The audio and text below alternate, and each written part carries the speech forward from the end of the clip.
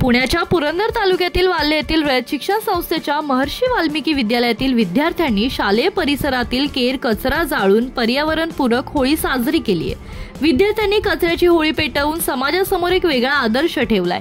तसेच केमिकल युक्त रंगांऐवजी नैसर्गिक रंगाचा वापर करण्याबाबत व पाण्याचा अपव्यय टाळण्यासाठीची शपथ यावेळी विद्यार्थ्यांनी घेतली आहे। पर्यावरण वाचवा संदेश देण्यासाठी वाल्हे येथील महर्षी वाल्मिकी विद्यालयातील विद्यार्थ्यांनी गुरुवारी विद्यालयाच्या परिसरातील कचरा संकलित करून शाळेच्या आवारात कचरा जाळून पर्यावरणपूरक होळी साजरी करून समाजासमोर एक वेगळा आदर्श निर्माण केलाय। कल्पकतेने रचलेला कचरा, गोवऱ्या, विविध प्रकारची फुले, सोभोवताली रंगबेरंगी रांगोळी, पूजा व होळी पेटवल्यानंतरचा जल्लोष अशा उत्साही वातावरणात होळी साजरी करण्यात आली।